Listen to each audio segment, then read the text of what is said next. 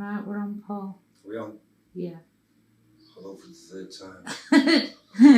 Yeah, yeah. Sorry about the background noise, people. Yeah. Right. Go on. I wanted to talk about, I brought you on specifically, right, to talk about another angle of the Reno, right, that was happening at the time, and to put the Reno in context of its time, right, and about searching. Yeah. Yeah. So, what should we say?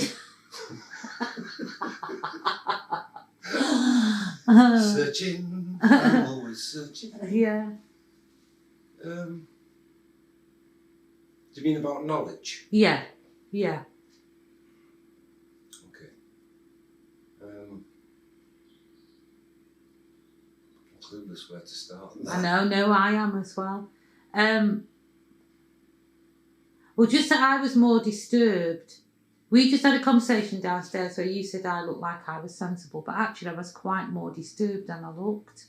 Do you know what I mean? Because my mum was a drinker, the house was always in turmoil, right? And I always felt kind of like I didn't know what was going on and what was happening, and I always in truth felt a bit lost, right? Plus, Ivan had not long been killed. I think that was in October of 1976. And it must be about Christmas in 1976. So I'm in a really bad place in myself, right? And I kind of like, I'm just sort of sick of the criminality and stuff of the Reno and want to look at another angle that was actually going on in the Reno at that time. Okay, yeah. Right, I'm with you.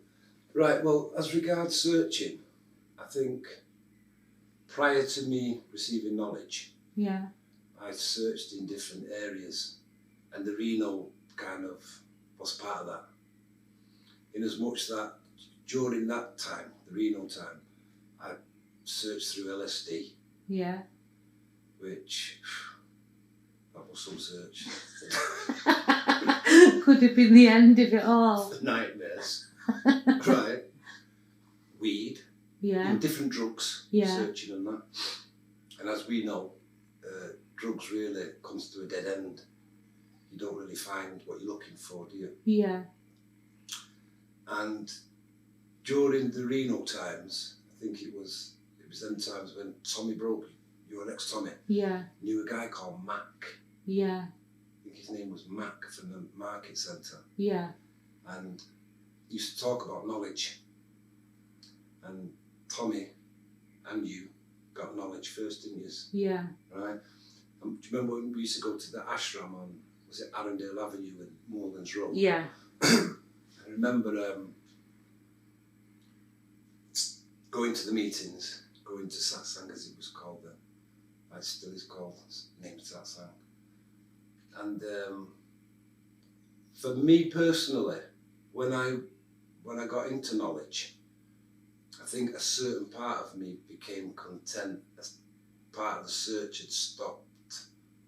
Part of it had stopped when I got knowledge.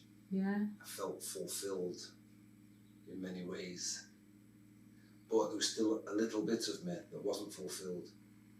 And I pursued Islam, the Islamic faith. And as I was explaining to you downstairs, to me, knowledge is the essence of all religions.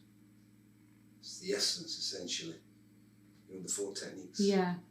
It's the essence. I think the Prophet Muhammad meditated, as we know. I think Jesus meditated. Buddha meditated. Baba Guru Nanak meditated. They all was revealed things through meditation. Yeah. Understand? So,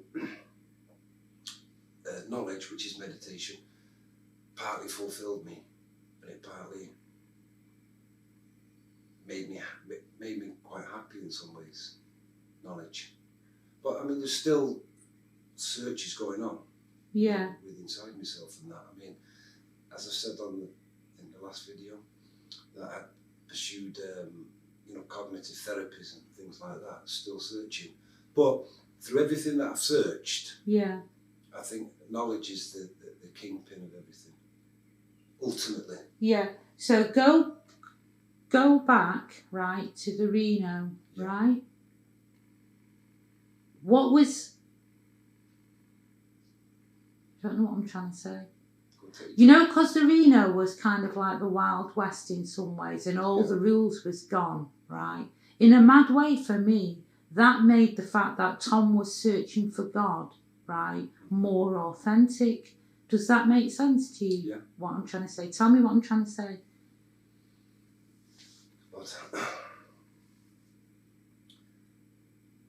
Because of what was going on at the time in the Reno and everything, there was a lot of negativity, wasn't there? Yeah, a lot of wild ways. Yeah.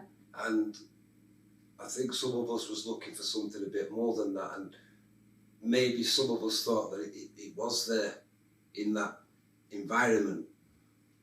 But I think, you know, some of us learned that what we was really looking for wasn't in that environment. That was entertainment or whatever, but it wasn't there. You know, true meaningful answers to ourselves and our own individual lives. I don't think it was there. But I think that being in that environment, surrounded, you know, with that culture, I think for some of us it kind of like motivated us. That's interesting. What do you mean? To search. Well, you know, like, for some people, the Reno was the be-all and end-all, wasn't it? Yeah. Right, but not for everybody. You know, there had to be more to life than that. You know, a lot of people got derived comfort, didn't they, from the Reno? You know, from that environment, that situation, got a lot of comfort. Where some of us got some comfort, but not what we was, you know, what we really wanted. What comfort did you get from the Reno? Knowing that there was other mixed-race people who was insane as myself. I didn't feel as lonely. I know, no, it's true. No, really. No, really. You know, I could see that there was other people that had a hard time as well. Yeah, you exactly. Know, and when you see that, it can be, in a selfish way, it can be kind of comforting to know that, well, you know, there's not only me that's like had a hard, you know, ride. Other people have had it as well. And as I say, in kind of a selfish way, it comforts you. Well, it comforts me. It definitely comforted me. How did you know that they'd had a rough ride? By observing them. Yeah. By listening to the things that they said. And things like that. Some of them I knew their parents, I knew their fathers, and I knew their mothers. And by their behaviour, wasn't it? There was something about the behaviour that you recognised in yourself as well. For sure. Yeah. A lot of people. Yeah. Although some people is very stable, and some people hid it well. Some people are top actors, aren't they? Yeah. You know, they can hide the feelings. You know, it's not immediately obvious. Yeah. That there's been trauma or there's been problems in the former, you know, the early years. One of the earliest things that Tom ever said to me was that all masquerading. You know, like, because I was in the kitchen of the Reno. Right, there was loads of us, you know, a big gang of us. And you know, like, we just take the piss out of each other and that. And my roach came out on my lips. So I might as well have just fucking died, you know, at that moment. You know, it was like so uncool and just proper scary, and I didn't know what to do. I was proper, you know, like wanted the ground to open up, and I was, you know, that split second before everyone starts laughing and they're going to fucking go for it. Yeah. Do you know what I mean? And Tom was stood next to me and he just whispered in my ear, they're all masquerading, and it saved my life in that moment. Yeah, really comforting. Yeah, really, really comforting. And from that moment, I started to really believe that Tom knew something. Tom was different. Yeah. Tommy didn't have knowledge then, though, no, he didn't. But he was a searcher. Yeah, he was definitely a searcher. Yeah, I know he was a searcher. Yeah. Always, you know, a lot of conversations that I used to have with Tom when we was young was about life, you know, the meaning of life and different things and stuff like that. And I was the same. Really. Yeah, I know you were. Perhaps I wasn't as articulate about it. But he was just different. Yeah, but, you know, I was definitely interested in different things. Yeah. I mean, I remember when I was, must have been about, say, 17 or something, I got hold of this book, Magic of the Mind, by a guy named Al Quran. He spoke about these magical things, you know, about the mind. And intrigued me to death. And really intriguing. That he said, I remember him saying in part of the book that there's no limitations within a human being. The only limitations are, you know, what others put on you and what you accept what other people put on you. Yeah. But there really is no limitation. Yeah. And I've started to see, when you look around the world and you read autobiographies about certain people who've had horrendous childhoods. Yeah. They've risen to, like, you know, become really happy and become very helpful to other people. And they've discovered themselves, you know. So. What interests me, Paul, as well, and why I'm doing this project as well, right, is that the world would not have us believe that. Do you know what I mean? The pressure of the world, our little club, our colour at the time, our working classness, the world would not have us believe anything other than we're criminals or a joke or whatever. And that's why this subject is important to me, that actually in that place at that time, besides the stereotype, there were searches for the meaning of life. But within the system, Linda, I mean, the thing is that, like, it suits the system, doesn't it, to have people think a certain way. Yeah. I mean, the whole thing about school, when we go through schooling, the nonsense that was put into our brains, I've deduced that we was taught in a certain way in the hope that when we come off the conveyor belt, we'd get a 9 till 5, we'd pay our tax, we'd do this, we'd do that, and we'd conform to everything, what the system tells us to conform to, and what people can't see beyond. Yeah. You know, many people can't see beyond the system. The system is everything to them, isn't it? Yeah. Without the system, they'd lose their identity. Yeah. But I've never really functioned 100% within the system. And that takes me back to what I was trying to get at before. Because the Reno was not within the system, right? That allowed me to look at the system separate from me. Okay. Does that make sense? So when Tom was talking about the Bible and God, and there has to be something more than that, because I was in an environment that was not within the system, I was more able to hear what he was saying. You was more open. I was more open. Yeah. And like you're saying with the drugs and everything, because we used to take acid and read the Bible and go, there must be an answer. Yeah. You know, and things like that. There must be, yeah. And I think with knowledge, I think we found that answer, really. Do you? Yeah, I do. But I think if you don't practice it, the same as everybody else, still a victim. Yeah. But I think if you practice it, all the shackles, so to say, I think they just get cut away. They're cut away. But, you know, the downside to it is that if you don't practice it, those shackles can reappear in your life. You can be back where you was. But whilst you're practicing knowledge and you live in that life, I think it totally emancipates you, and I think it frees you emotionally from a lot of garbage and shit. Yeah. I really do believe that. Yeah. Coming back to the Reno now, try and create that feeling that was cut off from convention. Do you know, like, because we're talking about it with our minds now, right? Yeah. Try and sort of see our minds then and the Reno then. Do you know what I'm trying to ask? Mm.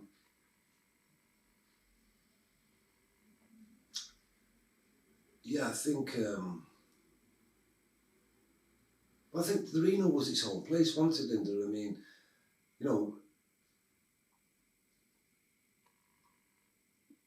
like I've listened to a lot of people, on the videos that you've made, and like people kind of, as I said, people kind of looked for solace and they enjoyed being amongst their own people and this, that and the other, didn't they? Yeah. But I don't think it really had, I can only come back to that. I don't think it had the answers. I think for some of us, it inspired us. We realised, well, for me personally, I realised that it wasn't really what I was looking for as such. But through that and through Tommy and different things, I was guided towards knowledge. Yeah. That's what happened. I was guided towards knowledge. guided me towards knowledge. It did. Once I had knowledge, and obviously when I first started, I was practicing it a lot, and I went to the Reno. I had a different take on the Reno then. Tell me what that was. Well, then I could see right through people like glass. Yeah. Because nobody could fake it then. I could see that, that really nobody was truly happy. Was truly happy. Because everybody was, not everybody, but a lot of the people was relying, the fact that it was going down the Reno and looking for things, it was like external happiness, wasn't it? Yeah. Which happiness that relied on, being around our people and having a nice drink and having a dance, listening to nice music. It was external stimulating, wasn't it? And who you know, and being included. Yeah. And not being excluded. Go on. Yeah. And that kind of became really apparent after knowledge was revealed to me. It really became really apparent that I could really see things. I could see a lot more into people. And I can remember then thinking to myself, everybody here should have knowledge. Yeah. Everybody should have knowledge. Yeah. But if everybody had knowledge, the whole vibe would have changed. It would have been very different, wouldn't it?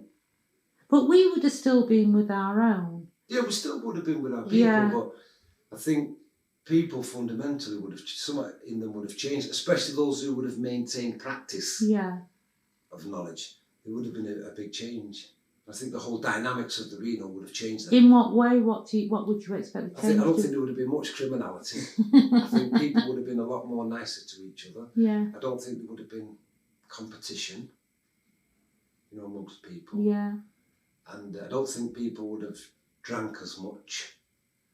And I think drug abuse would have subsided. It wouldn't have been as, to the extent what it was. Yeah. Because people wouldn't have been wholly reliant upon external sources for the source of happiness. I think it's interesting. I don't know how true this is or not, and I'm a romantic, but I think that it's kind of interesting that there's a certain amount of us searching for God, right, or searching for like peace and happiness, and I think the people who ended up caught up in drugs more than likely was also searching for that. That accidentally, because drugs is a great kind of like, substitute in it. That they, I'm just talking off my head because I don't know, because I haven't took them drugs. Well, I think fundamentally everybody's looking for happiness. Yeah. No matter where you are or who you are, everybody's looking for happiness. But they're looking for it in different ways, aren't they? Yeah. You know what I mean? As I say, some are looking for it outside the hellfire, drugs, drink, women or men or whatever, right? And some was looking for it in another way inside. Having said that, initially I think I was looking for it in drugs and women and different things. And then I realised at a point, once knowledge was revealed, that true happiness, I'm saying true happiness, doesn't lie outside yourself. Yeah. It doesn't. It's an inner quality. It's an inside thing. And knowledge showed me that. Really did show me that. Although I'm not a great advertisement. Oh, sorry, the phone.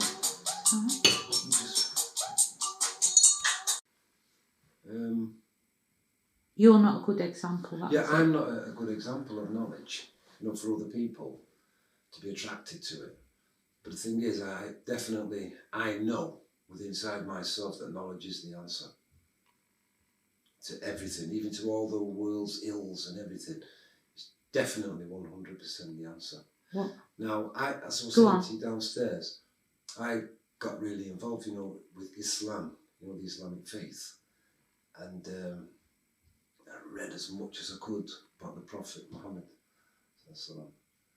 and to me, right, he was revealed knowledge. There's going to be Muslims who may see this who are going to disagree. We're all entitled to our opinions. But when he used to meditate, he used to do meditation, and during a meditation session, right, it said that the angel Jibreel came to him to reveal Islam, right? And as I was saying downstairs, the adhan, the call to prayer, when they call to prayer, they do a particular thing. Should have done that, should I? Yeah, it's okay. They do a particular thing, and it's close to knowledge. But I think over the years, you know, when words to mouth, people spread the word. I think it's become a little bit distorted. But I definitely think that he had knowledge. I think knowledge was revealed to him. I really believe that. For it to become, I don't know. Why are you not a good example? About schizophrenic, aren't I? No, I just think because of things that I've done and how I am sometimes, I think that there's better examples, there's better role models for knowledge in the world than me. You know, I mean, I'm up and down some days, and sometimes I'm up, sometimes I'm down. And if I practice knowledge consistently, I think then I could be possibly thought of as a role model for knowledge. If I consistently practiced it. There's times when I do, and there's times when I don't. You know, I fall, I get up, I fall, I get up, I fall, I get up. And I don't really think that's an appropriate role model. I think role models are people who are consistent at something. They consistently do whatever it is they do. So that's why I don't think I am the ideal role model. Though, I mean, I've spoke to people about knowledge and, you know, spoke satsang to them, and they've enjoyed it. And I know it's made them think about their lives themselves. What sold it to you? What sold knowledge? Yeah, because we were still going in the Reno when we got knowledge, weren't we? Yeah. Yeah. What sold it to me was when I went to my first satsang session, and I listened. I sat there and I thought, I'll give it a go. Yeah. And I sat there and I listened, and the whole vibe, the ambience and everything seemed to be one of genuine peace where nobody was judging. I felt as if I was in an environment where nobody was putting any judgment on me. And it was just very peaceful, really, really peaceful. And when I came out of my first satsang session, I can remember walking down the road and everything seemed at a very slower pace. Yeah. I felt very easy about things. And I just felt, you know, kind of nice. Yeah, I remember and that. That is what sold it to me. Yeah. Really. Really? That's what sold it to me. And then I started to go then, consistently going to the satsang meetings. And shall I tell you about how it came around when I got knowledge? Yeah, definitely. Kathy Hopkins. Gorgeous Kathy Hopkins. Gorgeous-ish. Go on. Right. At Arundel Avenue. I was doing service, satsang, the whole thing. I was going. And then there was a selection for those who was going to be revealed knowledge. Oh no. Go on. This is when the devil came out to me. The devil's never very far behind. Go on. So those who wanted knowledge put the name down and said, you know, we're willing to accept knowledge. So I remember this day, it was a summer, and she was upstairs in this room, and one by one you went upstairs. So they called me, so I went upstairs, and she was sat cross-legged on this bed. I sat on the edge of the bed, and she looked at me like she looked right through me. You know, those initiators how they used to look at it. She looked right at me, right, and she says, "Why do you want knowledge?" So I come off with this big story, right. So she was kind of pensive, it appeared to me, and she said, And after I finished saying what I said, she says, "I don't get the green light. I don't think you're ready." Let me tell you, Linda, my world fell in. The world fell in. Did you turn psycho? Turned psychopathic. Proper. That your lies had been that she'd seen through it. Yeah. Right? So I said, "Is that right?" She says, "Yes, Paul." She says, "But keep coming to satsang, doing that preemie voice." Yeah. Right. So when I came out of the room, with murder in your heart. Right, murder in my eyes and everything about me. Right. All the premies, you know, was all down the stairs and all looking at everybody to see. I said, any Premier looks at me, I'll fucking kill you. Do not fucking look at me. I said, don't fucking look at me, you're a load of cunts. In the house of peace. In the house of peace, tranquility. Right? And there's a few of them there. When I come downstairs, there was all, you know, that fucking nice passive look that they had. I said, don't fucking look at me again, ever. Ever. You load of cunts. Shut. Give them every abuse I could give them. So I got my coat, slammed the door, didn't come off its hinges. Walked down the path, and you remember, I think it was Sue Riley, come on a bike. Oh, yeah. Hi, Paul. I said, shut your fucking mouth. I said. She said, oh, Paul. I said, fuck her off. Stormed home. Yeah. Like, I was with my first, Siobhan Lena's mum. Yeah. We lived in Charlton. And she'd already got knowledge. Yeah. She said, did you get it? I said, I didn't get it. I ate it. I fucking ate Maraji, I ate them all. I fucking ate you at the moment. Don't practice knowledge in my house. Fucking sick, old man. Totally sick I went. So I was a bit depressed, you know, for a couple of weeks. To say the slightest. Yeah, go on. It's an understatement. Yeah. And anyway, eventually, started going back. What took you back? I can't say really. I can't say. I just started going back. Yeah. And, you know, with the tail between the legs, can't Yeah, say. yeah. You know, all those that had abused and cursed. To see them and then just suddenly change, saying, hi. Yeah. Hi. Yeah. And I'd give them murders. Yeah. You know, and then just... Anyway, I went in and I sat down. Kathy Hopkins was there again. Yeah. Right? I couldn't fucking look at you through your behaviour. But I gradually, you know, I just settled back into it. And then I got to a stage in myself where I thought, it doesn't really matter if I get it or I don't. Yeah. I enjoy this, listening to this. It just makes me feel really peaceful. Don't ask for it again, Paul, and you won't feel like that. I remember that feeling. Go on. So anyway, a few months later, again, it started again. Those who want knowledge, just put your name down. Oh no. This, that, and the other. No, so I just thought, well, I'll go for it. And if she says I'm not ready, I'll still come. It doesn't matter to me now. So my name was called. But what I noticed is this time, when my name was called, all the premise that was on the stairs. Fucked off. Fucked right off.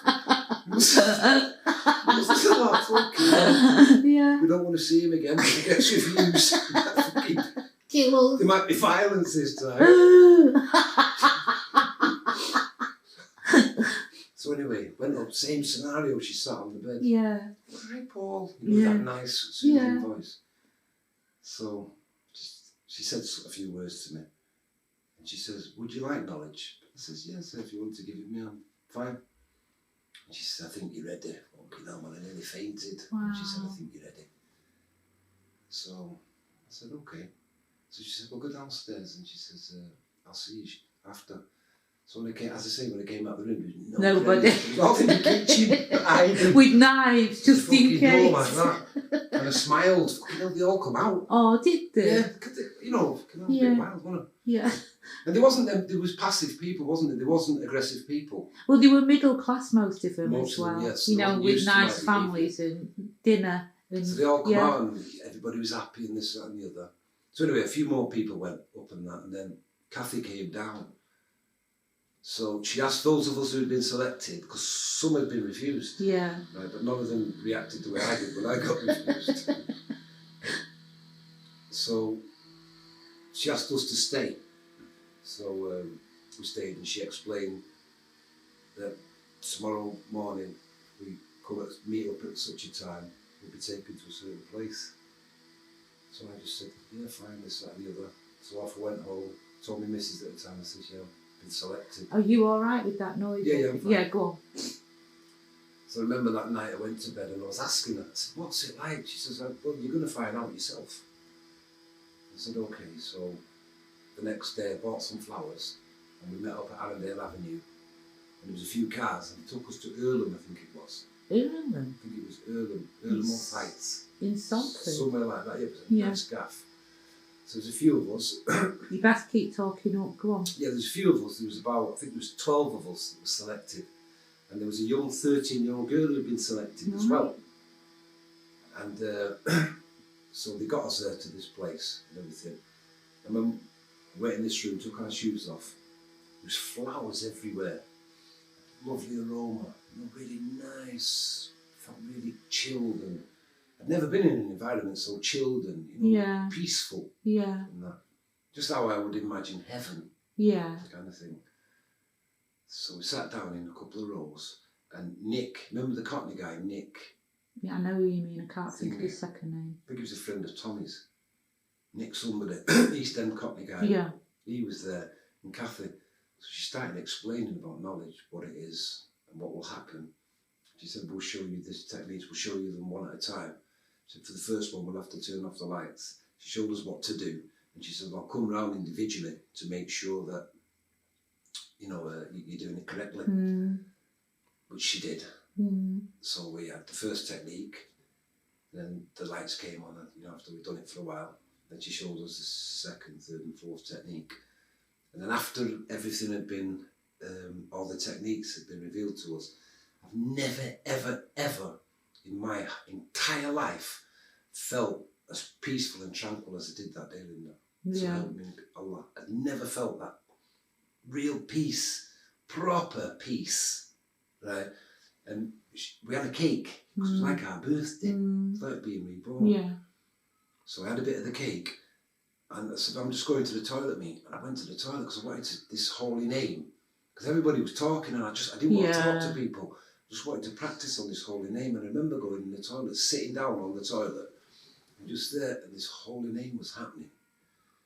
And it was overpowering. I mean, completely overpowered me. Completely. So what does overpowered you mean? What does it look like? I just felt like totally, I'd surrendered. Right. I'd give no opposition to it in me. I had no fight in me for anything.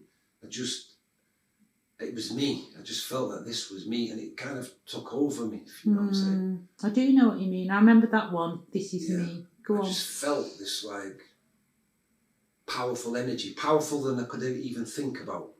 I didn't seem to be thinking. There was no thinking. Just a feeling. I was just feeling something that was really big. Gargantuan, massive inside me. They had to come at the door and knock on the door. Are you okay? Yeah. And I still didn't want it to stop. Right. I just wanted to stay with it and stay with it and stay with it. And eventually I came out and Kathy Hopkins said, are you okay? I said, yes, I'm fine. But I didn't, by talking, it was taking me away from it. I didn't want to talk to anyone. Yeah, I understand that. So anyway, we had some drink, fruit juice and everything else, because we'd already had the cake for our birthday. And then they dropped us off at Arundel Avenue. We come back, and I remember in the car coming back, everybody was dead happy and talking. And I didn't want to talk. I just wanted to stay with this feeling. Words seemed to take me away from it. Yeah. Not talking. So I just wanted to stay with this feeling. So when we got back to Arundel Avenue, satsang was going on. I thought, I don't really want to be around humans at the moment. Just really want to be with this feeling. So I said, I'm going home. So I went home to my children and my missus at the time. And I remember when I got home, I can remember looking at my children and that and thought, wow, I am just something that is, everybody who knows me, I'm not what you think I am really. Okay.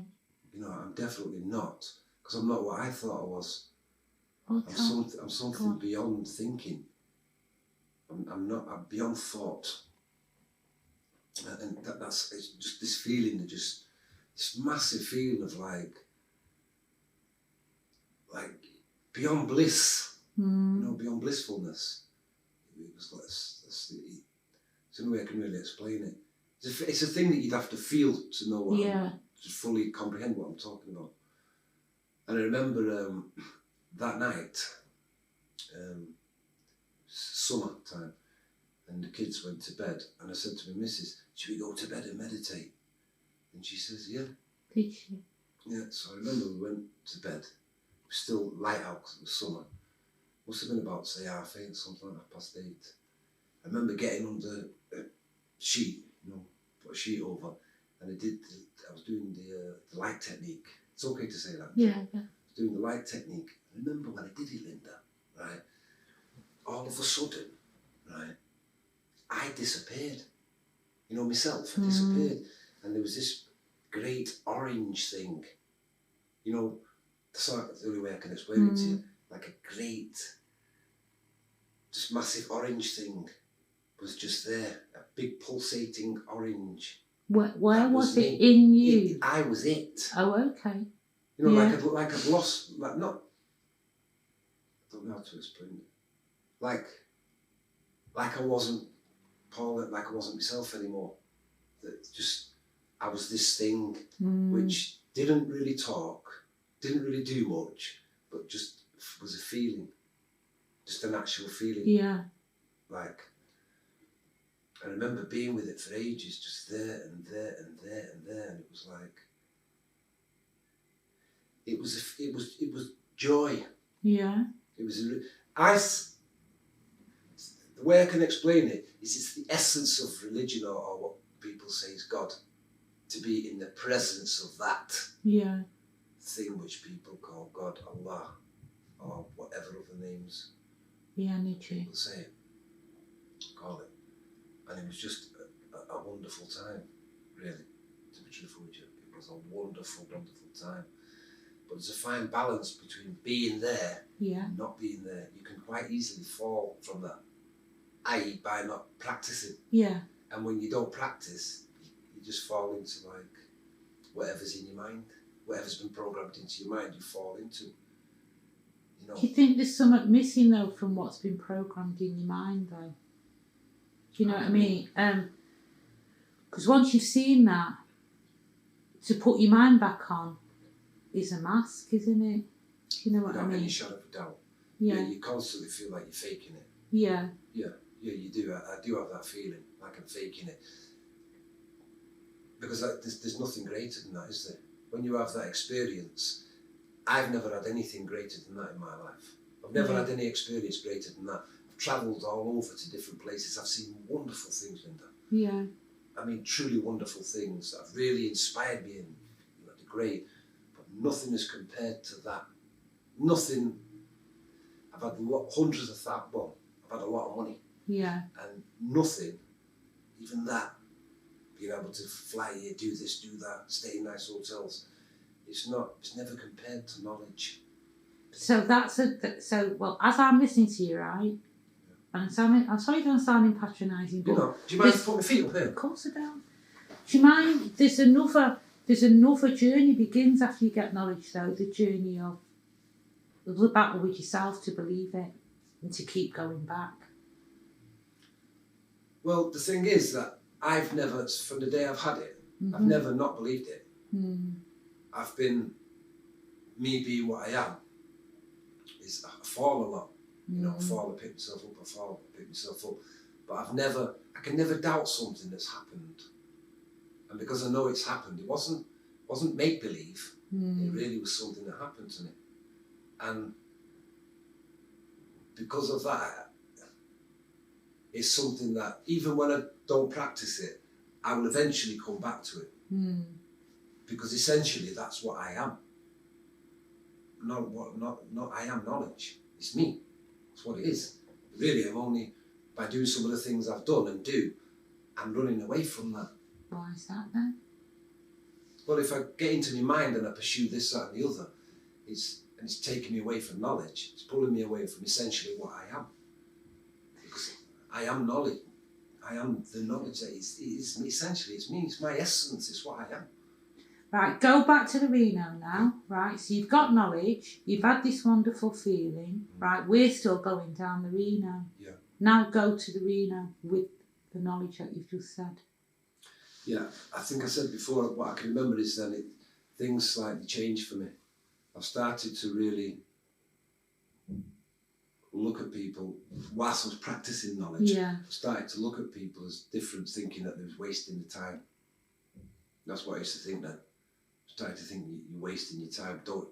If you knew about this experience, if you really knew about what knowledge was, you might be doing different things.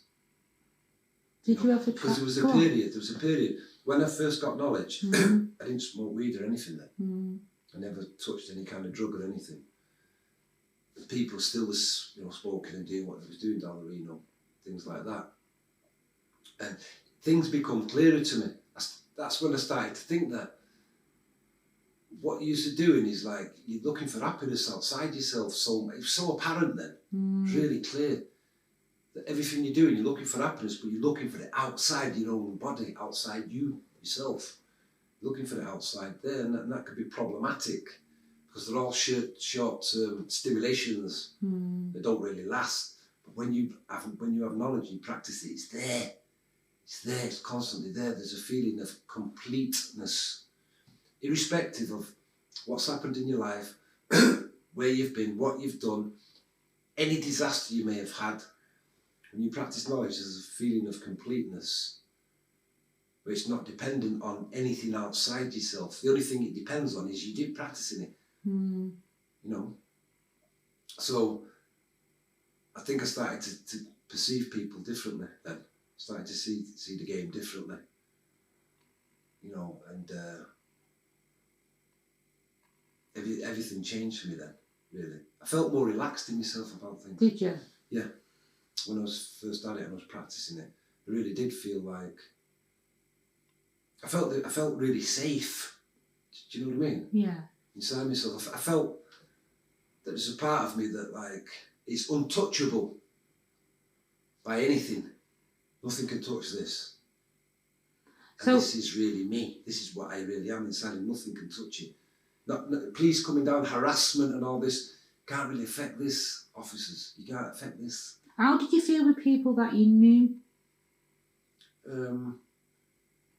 Sometimes I could feel a bit awkward. Yeah. Because if they spoke about certain things, I had no interest in it for a while. It didn't really interest me. The fake that I was in, but I wasn't interested in it. More interested in this feeling that I was getting. Do you know what I'm saying? Yeah, absolutely. So, people would be talking about certain things that they was going to do or they're doing or whatever. And I'd be half listening. Should we say that? Yeah. I wouldn't be fully focusing on what they were saying. A lot of my attention would be this way. Be thinking, not thinking, but, feeling holy name. What would they be feeling towards you? I think sometimes when you practice knowledge, I think people sometimes can pick up on it when you're practicing knowledge. I think it can make people feel a bit awkward sometimes. They can get a bit confused, they don't understand what's going on. And rightly so, really. Because it's something very big and powerful, isn't it? That's beyond comprehension. It's beyond mind. And if people around you come in with the mind, you're confronting them with something bigger than that, bigger than thought, bigger than intelligence, isn't it? Yeah. So people can feel a bit awkward. And that's what I used to feel sometimes. And also, people who didn't have knowledge, maybe thought, I want my old friend back, or... Yeah. You know what I'm saying? He's not the same. There's something at the moment that's not the same about him. Depending on how they are, how they think, they can have different ideas, can't they? About you. What's going on with you? Has he gone mad, or what's wrong with him? When really, you're having a wonderful experience, something so pure that it's beyond thought, beyond mind, beyond comprehension. So, if you'd have not gone in the Reno, would you have found that? Well, one can never really say, but Tommy Brogan was kind of instrumental in it for me, wasn't he? Yeah, and for me. Sorry? And for me. Yeah, so if I hadn't gone in the Reno, well, the thing is, if I hadn't gone in the Reno and I'd have lived, say, kind of a normal life, as they say, I might never have come across it, or I might. Yeah. You can't say, because there's a lot of middle class people involved in knowledge, isn't there? Yeah, yeah. So I could have met them. I mean, if I'd have immigrated to Nigeria, you know, would I have found it there? Well, when I first went to Nigeria, there was people there who practiced knowledge. Oh, okay. Yeah. You know, definitely knowledge was being practiced there. Yeah. So I can't really say, but I think Tommy Brogan was kind of instrumental in me being introduced to knowledge, because he, as I said, in the Market Centre, he was friendly with a guy called Mac. Yeah. Who already had knowledge, who was always talking to him about knowledge, and James O'Doyle. Yeah. And that. And then when Tommy got it, and you know, we used to talk and everything about it and that, it was Tommy and James O'Doyle that got me going to the ashrams. Yeah. And listening to satsang. But I can remember, oh my God, the first time I went, do you remember the song they used to sing, Artie? Christ, I remember, when John Poole fainted. Right, yeah, I remember listening to Artie, right, yeah. And it started, and it went on, and it went on, yeah, and it went on, and it went on for like 30 minutes, this song. And I can remember, like, when's this going to end, this song? Bastards. You know what, it's the longest song that I've ever heard in my life. I've never heard anything this long a song. It was a devotional song. Yeah. And I can remember when the song ended, I felt fucking great relief. It was that fucking long song, the original art. Yeah, the original one. I remember that. I was thinking, this song, man, this is some devotional song. You know, does it ever end? Yeah. Do you know what I'm really interested in, why I wanted to talk about it? Because we've got to imagine, right, or anybody watching this video, that how old are you at that time? Are you about 20? About 19, 20 years. Yeah. Like that. Yeah, because I'm 17. You're a cool, with an afro, 20-year-old, 19, 20-year-old, half-caste lad, that the world would have you believe had no hope. Do you understand what I'm saying? Yeah. Has no thoughts, has no spiritual desire, wants nothing more to fucking mug people and do whatever. And there's this guy now who's this fucking white guy, right, Tom, who's also your age, right, who's been pretty cool, who can grow an afro, who's had all the clothes of the day, and he's now dressing like a tramp. Yeah. Do you know what I mean? Like, because he wants to look at, and he's taking LSD. There's these two fucking crazy characters. Mm-hmm. Do you know what I mean? Like, in this middle class environment, listening to this dead long fucking song. Yeah. Do you know what I mean? Getting this fucking feeling. Yeah. You know, like going in, getting these techniques and having golden fucking light in your bedroom. Yeah. Do you know what I mean? Like, but who we are and who the world wants us to believe that we are don't want us to have that story. Do you understand what I'm saying? Of course I understand it. And knowledge, it seemed to me that what it did is it kind of really hit home that the programming that we'd all been subjected to, and that you are this, you are this, you are this. Whilst I was practicing knowledge, that didn't exist. It swept that away. Yeah. That wasn't there. No. It had been replaced by essentially what we all are as human beings. It replaced it with that thing. And I felt that quite liberating. That was quite liberating for me. Absolutely. Because no matter what I'd done in my life, nothing had such a profound effect on me as knowledge, when knowledge was revealed to me. It really had a profound effect. It was nothing like I'd ever thought about, because it was beyond thought. Mm. You know, our thinking is finite, isn't it? Mm. You know, some are very intelligent people, but it's still finite. There's still a cap to it all. And it was beyond that. And then when I started to read about religions, the Quran, the Bible and things like that, you know, I could properly read it. Yes, properly of course there's understood. that as well. You know what they're talking about. I really understood. Yeah. Because I felt it. Yeah. Do you know what I'm saying? I actually felt it. Yeah. You know, I remember one day I bought this book. It was about the Prophet Muhammad by a guy called Martin Ling. He wrote the book. And in it, he was talking about, you know, about the Prophet Muhammad, what happened to him and how everything came to him. To me, it was just like knowledge. Yeah. It was the same thing as knowledge, what had happened. And it was no longer like kind of a belief as such. Yeah. It was reality. Yeah. Real reality. But people who haven't got knowledge, to be able to explain it to them, very, very difficult. Because with knowledge, you have to have it to fully get what we're talking about. You have to without it, because when people used to talk about knowledge to me, yeah, it wasn't exactly what knowledge was when it was revealed to me. Okay. Once it was revealed, it was something beyond words, something beyond opinions or anything like that. It was just something that was really bigger than me, a lot bigger than me, and bigger than anything that I'd ever seen. Just like I get lost for words trying to explain it, actually. I don't even bother to try, man. Yeah. You know, it had a profound effect on me. But I'll reiterate what I said before.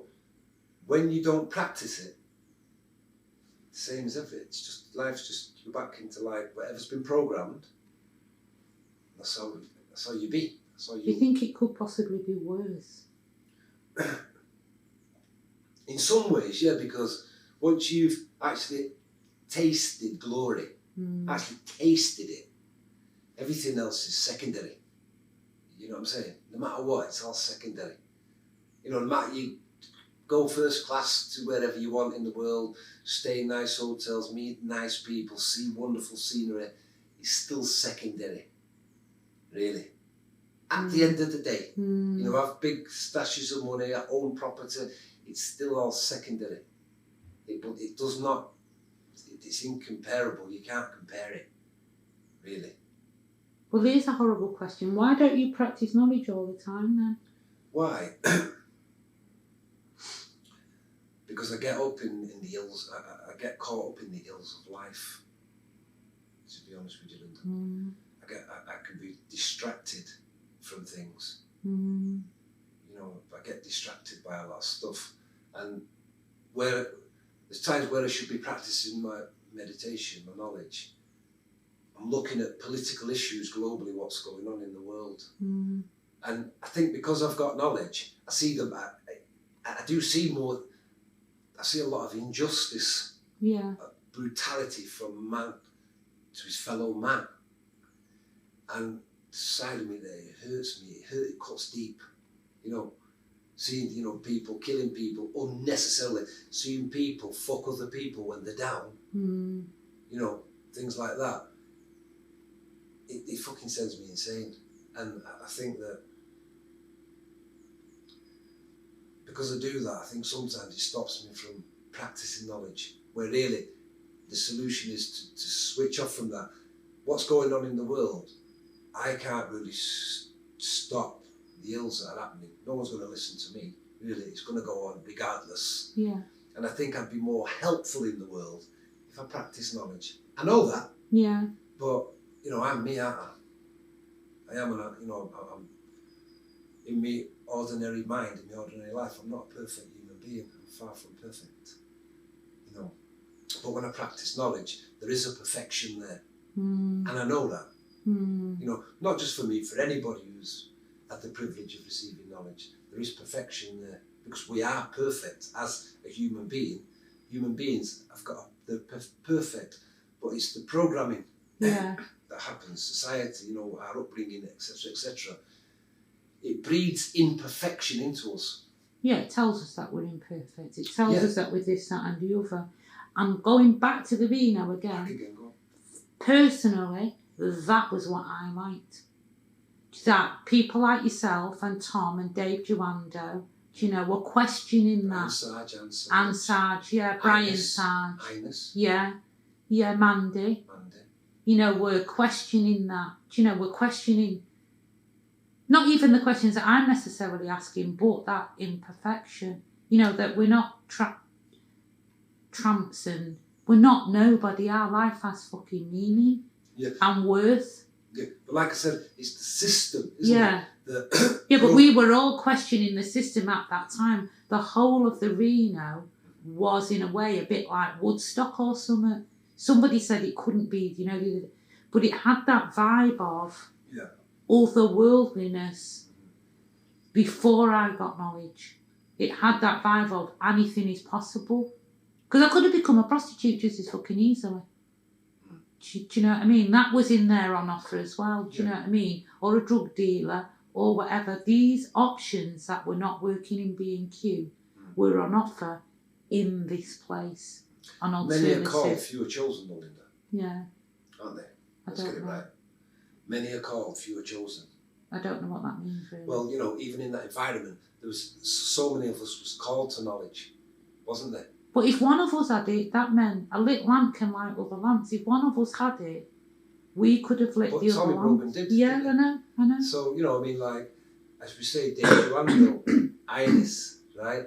You, me, Brian Sarge, Anne Sarge. Mandy, keep forgetting Mandy, right? So that, it was lit, wasn't it? You know, and had the Reno still been going today, perhaps there would have been a lot more people who would have had the privilege of receiving knowledge. Perhaps, we don't know, do we? Yeah. But anybody that comes in contact with us, anybody has the potential. We have the potential to light their lamp, and they have the potential to be lit, as long as we remain lit. You took the words right out of my mouth. Yeah. Providing we're practicing knowledge, right? That is the lamp that can light other lamps. But if we're not lit, then we're talking from memory, aren't we? Yeah, we're not talking from it being in the here and now, that experience now, what we're having. We're talking from memory, and memory's something different. Might not light everybody's lamp. Yeah, it can't light, because it's still just it's got a partly burnt wick as a candle in it, but it's out. So, you know, going back to what you said, I mean, some wicks were, you know, ignited, and you know, I reiterate what I said. Many are called, few are chosen. You know, and like, I feel fortunate that, you know, I was called. Yeah. Really, even though I'm not a consistent practitioner of knowledge, I do feel that it's helped me as well. It's brought me through some tough times, some very, very, very tough times, according to how I think. Yeah.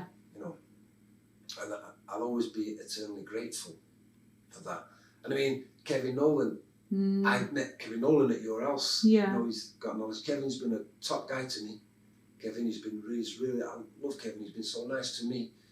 And Kevin practices his knowledge, you know, and all the people that I met, you know, I met a lot of nice people who through knowledge. Yeah. You know, some of them, and I'll never ever forget them. Yeah.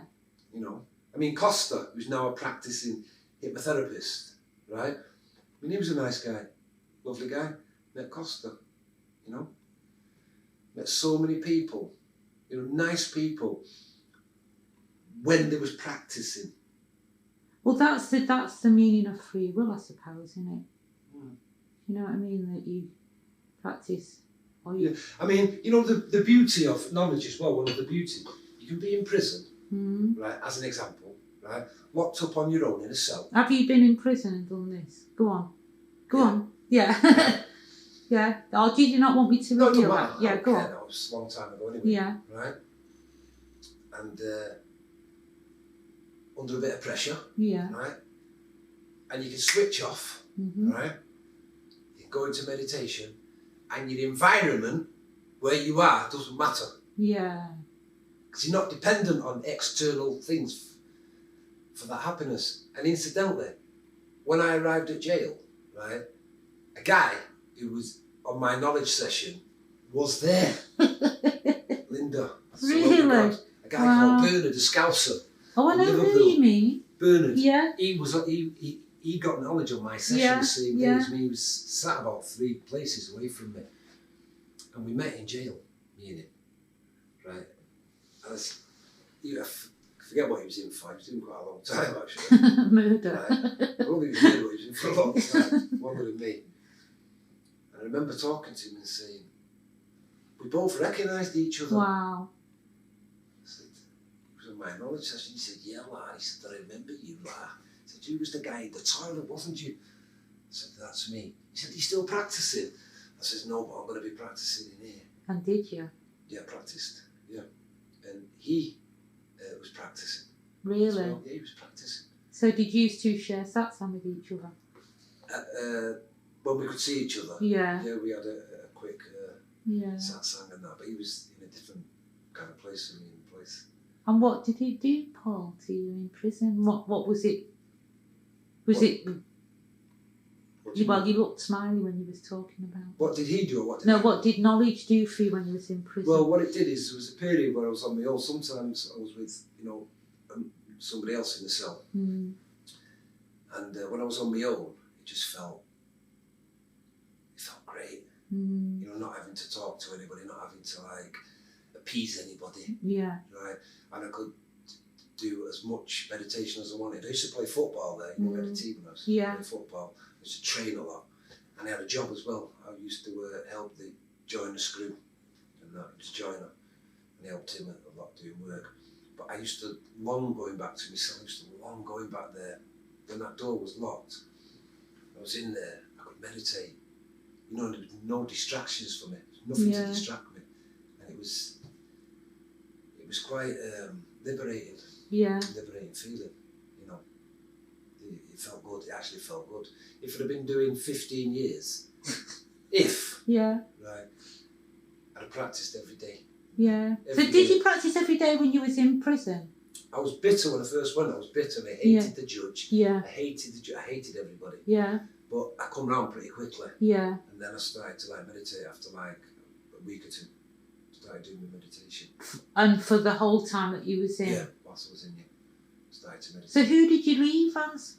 Because you've gone in as one person that's got knowledge but doesn't meditate, right? You hate the judge. So after you've been in, what does it feel like to leave? Who are you when you're leaving? When I left, I felt okay, but I'd had some marital problems whilst I was in there. Okay. Dear John. Okay. That type of thing. And it's only when I stepped foot out of prison and I went to my mum's house and that the world, I stopped practising and the world started to hit me again. Okay. Everything started. Which one did you do first? Did the world start hitting you again, or did you stop practising? I stopped practising, and then I let the world in. Okay. And that's when it started. What made you stop practising though? Because when I got out, I had some marital problems, and a few things was going wrong. And rather than staying on that path, I allowed myself to get sucked off the path. And then, things led to things, which, was not really pleasant, really, as such. But that's, how it went. I allowed the world in, really, when I should have stayed on that path, And it is a path, as well, isn't it? Because it's not just one day, I'm going to have a wonderful feeling, it's one day and whatever. It's a consistent thing to check. Because the whole thing like Bob Marley, what is it, emancipate yourself from mental slavery? Yeah. That is a consistent thing as well. Yeah. Innit? It takes lots of time chipping away in. Yeah. And it's your life, innit? It is your life. But, in spite of everything, as I say, Linda, I am grateful that I have got knowledge. It's been the greatest gift that I've ever received. Having children and this, that and the other is a wonderful, nice, you've procreated, recreated and this, that and the other. But knowledge is something even beyond that. And it's something that when we die, that's what we will be. We will be that. Perhaps not as an individual, but we will be that thing. That energy. And that energy. And that to me, makes me question sometimes Islamic beliefs that, hellfire and this, that and the other.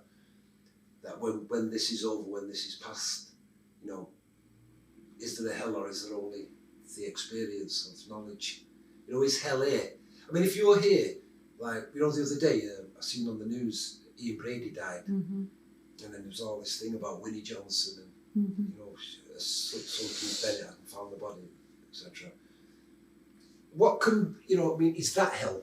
You know, somebody takes your child and does all things and then you never get the body. To me, that's hell for a woman. You know, that is hell. Is hell a state of mind here on earth? Is it that? Is that what hell is?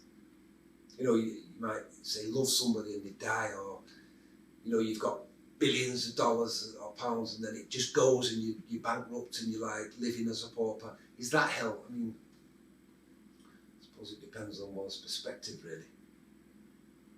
You know, but to me, I think, you know, when this is all over for me as an individual, I think that there's going to be no judgment anymore. I don't think there's going to be no animosity, antagonism, anything negative, because that experience is positive, it's only positive. And I think that's the only thing that's going to exist, is that. How did you and Tom first start your discussion? Because you're two young dudes, right? Yeah. Right, so think, two young dudes talk about weed, women, whatever you talk about. How did you first begin your discussion about this kind of subject? I think through LSD. Oh, okay. I think it was yeah. Go on. Yeah, where was you? In a woman's house named Gladys in Mars Platting. Okay. And, you know, I think from there, like, you know, I mean, the acid in them days, the microdose, was very strong, wasn't it? Scary, man. Very, very scary. But it led you into deep, you know, open the subconscious, didn't it? Yeah. Right? And led you, you know, really deep into things. But I think, you know, what we'd been exposed to in the subconscious made us question things. And I think that possibly might have been the, you know, not the key, but the spark. Yeah. That kind of like opened the gates to this journey. Yeah. But he was always a searcher, Tommy Brogan, wasn't he? Yeah. As well, he was always that type of guy. Where, you know, Danny Sarge was kind of part of the crew and that, but I don't think Danny was searched in that way. Yeah. That must sound detrimental. No. Disrespectful, doesn't it? Just who he is. I don't think Danny searched in that way, but I think Tommy did, and I think I did. Why one person doesn't and the others do, I've not got the answer to that. No, I don't know either. I'm just always really grateful that I think the only thing I can say is that many are called, you know, and only a few are chosen. Because I think Danny and other people had heard about knowledge, but kind of didn't take up the offer. You know, a few people had heard it. My own mother had heard about knowledge. Yeah, I took my mum to that. No, I didn't take her. I took mine. I played a tape for her and she liked the tape and things like that. But she never got knowledge or anything like that. And other people who, like him at Sing, him had heard about knowledge. Yeah. You know? Niall Murray. Yeah. I think Niall Murray actually went. Christine Murray. I think she went. But they never received knowledge, did they? They never got knowledge. Do you know my favourite thing was when I was... Well, I loved reading and I love heroes. But I love Grasshopper. What's his name? Kwai Chan Kane. Yeah. And I always loved the idea of burning the two dragons on your arm. Yeah. Remember when his last journey is he's got to put his arm on the... pick up the thing with his arms and he gets tattooed, doesn't he, branded. Yeah. To me, knowledge is that to me. Yeah, forevermore etched in your heart. Yeah, forevermore. I'm branded. No matter where you go, because you know wherever I've been in the world, Linda, this is true, this, even in remote little places where I've been, where I don't know anybody, I'm on my Todd. I've always felt this sure thing about myself. To me too. One time, right, I was in Egypt, right, don't mind me saying it. No. I was in Egypt, and I went to this place named Mahdi, it's called. Just got on this train, right, went out on my own, knew nobody there. Most people speak Arabic, well, I can speak a bit of Arabic now, but most people speak Arabic. And, you know, it's kind of an area where there's, you know, kidnappings could happen and things like that, kind of thing. But even though I wasn't formally practicing knowledge, right, there was something in me that felt dead confident and assured. And wherever I've gone in the world, I've always felt that. You know, 'cause I've been to a lot of countries on the top, and I've always felt that confidence that knowledge is with me. Yeah. No matter what. Bottom line, knowledge is with me. And I think that's why when I go to countries, when I go places on my own, never, truthfully, hand on heart, never get frightened of anything. Never frightened when I go overseas. Wherever I go on my own, never get frightened. I'm always assured. I'm more frightened here in my own country. Why is that? I can't explain it. But I'd be more frightened here in my own country than going overseas. And that's the truth. Do you think that's something to do with peer pressure? Because when you're in somewhere where nobody knows you, you can be who you really are. Yeah, but I've been in environments where it could be dangerous as well. You could get kidnapped, you know, quite easily, in actual fact, very easily. And yet, I don't fear that. I mean, I wouldn't like to get kidnapped and have my throat cut. People stood there like, well, just cut my throat. No, one like that. Yeah. But what I'm saying is that, you know, wherever I've travelled, I don't fear them type of things. You know, it's not like something that's in my mind, or what if I get kidnapped and I get killed, or, you know, somebody drugs me, and I don't think like that. But what I'm sort of trying to say, and what I'm just trying to say is, when you're outside of your environment, your own environment, your own peers, and nobody's telling you who you should be within your pack. Yeah. That's possibly got something to do with it. Yeah, you can let go of... Because you referred to it in another video where you said the Reno was competitive. Yeah. So it's not just the Reno really that's competitive. It's Moss Side, it's dog eat dog, it's survival, it's poverty, it's loads of different things in it. Yeah, it is, and you're right what you say there. But you can go to parts of the world. I've been to parts of the world where it's really dog eat dog. I mean, 1,000 times worse than this in terms of dog eat dog, right? And extreme poverty. You know, extreme, real, serious poverty. I mean, I've seen some heavy things in my lifetime, and also really seen some things that you've kind of like, I don't like, you know, really don't like. It's disgusted me, some of the things I've seen. But yeah, I've still, there's something about me that always feels safe, you know. And to add to that, I feel safer when I travel on my own. Think about that. When I'm on my own, I feel safer than if I was travelling with somebody. Gospel truth. I feel much safer when I'm on my own. I've only got me to look after. Don't have to look at, you know, I kind of feel that as well. But getting back to what you said, you know, there's no peer pressure as such. Peer pressure is massive. Peer pressure is scary. And peer pressure is us being on each other, but outside influences being on them to keep us being on each other and keep us thinking we are only these things. Yeah. Do you know what I mean? Yeah, because you can be anything as well when you're abroad, can't you? Yeah, exactly. But you can open up as well. Though. Yeah, exactly. You know, you can open up because, I mean, when I've been in Egypt and that, you know, I can be more open with people, you know, in a way. I'm more listening. I can more listen, I can be more open, I can... be more human as well. Yeah, I can be more compassionate. That's the word I'm looking as well. For. Yeah. You know, I can be compassionate, which I think I am. You know, when I'm overseas, I think I'm a bit more compassionate with people. You know, and I give people more time. You know, and like you said, you listen. You know, and that. So, but I tend to think that like knowledge has given me that as well. Knowledge has given me that kind of real deep-seated confidence as well. You know, that you can go anywhere. It doesn't matter, you can go anywhere on your own, anywhere in the world, anywhere. You can feel great about things. You know what I'm saying? Yeah, absolutely, I do. And you know, that's really how it is for me. But you know, I will be eternally grateful that I'm glad that I've got knowledge before the day I die. Yeah. I'm so glad about that. I mean, I could walk out of here, go down the road, I could get run over, I could just have a heart attack, I could get shot at anything. And the thing is, I've got knowledge. You know what I mean, I've got it, and that's, to me, when it's over, you know, I feel I know where I'm going. You know what I mean? And that's, it's comforting as well. I mean, I don't want to die horrendously. Don't do it. Please do a selfie for me if you do.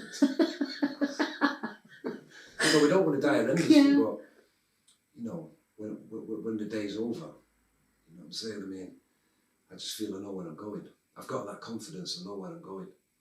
I've done, you know, bad things in life, and I feel I've been judged here and now. You know, I'm not going to be, when I die, I don't think I'm going to be judged by, you know, God or the energy or Allah. I'm not going to be, it's not going to be like that. As people have got these concepts of how it's going to be, I don't actually think it's going to be like that.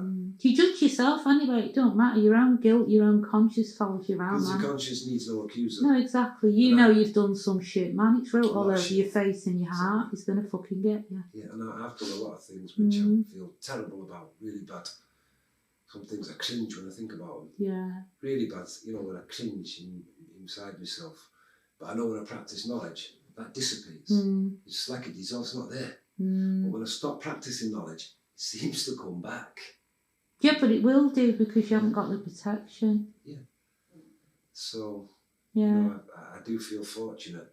I don't, you know, I've known some people with knowledge though, and they feel, when I spoke to them, they say, you know, I feel this and I feel that, almost an arrogance. It's not an arrogant feeling, it's just a feeling of, you know, really knowing. I've had my arrogant moments. When I was younger, I loved having knowledge and no fucker had knowledge. It's like, fuck you, man, look at me now. Do you know what I mean? But as I've got older, do you know, like... I think that's maturity, though. Yeah, maturity. And plus practising all... I do practice all the time. I do practice every day. So, and it's partly understanding that there's no fucking levitation. I'm not Buddha, I'm not Christ, I'm not whatever. Right, I've got an amazing tool that can end my pain at any moment, and it's believing that happens. Like I was saying to you the other day, sometimes I don't, but I meditate every single morning without, no matter what the fuck is happening to me, right? But a lot of the time I do it in the evening as well, but sometimes I don't in the evening because, like you said, I get caught up doing something. But when I've forced myself to believe that I will feel better if I do it, I always have a better evening. Do you know what I mean? I get caught up in other shit, but I don't watch the news or nothing like that. Can I ask you something? Go on. Do you think the devil, you know what people say is the devil, do you think that's the mind? Do you think it's your own mind? I have no idea. I'm not in pain anymore. I miss Louise. From memory? Yeah, I don't know, I wouldn't like to say. I tend to think that the devil is the mind. It's the mind. It's a person's own mind. That's what it is. That's what I tend to think. I don't know. I know I wouldn't have been able to achieve this project without having knowledge. Yeah.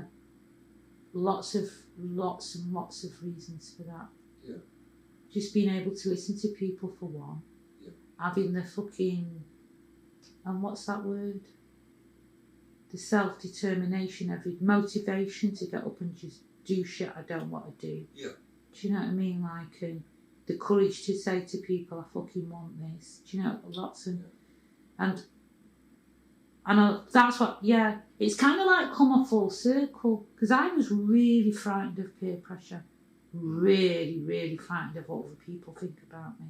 Yeah. Do you know what I mean? So it's kind of like getting over the orange glow and the wonderfulness of knowledge, and kind of just the ordinary, entering just the ordinariness of it. It is my life. Do you know what I mean? It is. So that's your journey, what it's done for you. That's what it's done for me, man. Yeah. Absolutely. And that's wonderful, that. I'm really happy for you. I'm happy for me, but also the point why I wanted to bring it up today is because that journey began in somewhere that some people would have me think was the den of iniquity. Yeah. And a horrible place, and only bad things happen, and do you know what I mean? Like, and that journey to burn the dragons on my arm began in there. Yeah. And I wanted the opportunity to say that. Yeah. So thank you, Paul, and to hear your journey, man. Well, I've tried to be as honest as I can about it. And that. But, I still do meditate, but I don't meditate every day. I must say that. I still do my meditation, but not every day. And I'm doing myself a great unjust, really, by not practicing it. I do understand that, Linda. I mean, I really understand that. Because I know myself, I get up and I do meditation, I float through the day. Float through the day. You know, and then I want to do holy name wherever I am, whatever I'm doing. I'm caught up in holy name, caught up in that, and that's it's a far better place to be than in your head, or in my head, thinking about this and that, and what if I'd have done this, and what if that, and should I have done this, and you know, the stresses of life, you know, which I'm subject to when I don't. Everybody's subject to them because you've got to live, haven't you? Yeah. You've got to eat, you've got to earn money, you've got to poo. Do you know what I mean? And things like that. So everybody's subject to them. Yeah. Yeah. Yeah, it's been a wonderful interview. Thank you. Are we done? Thank you very much, Linda. Thanks, Paul.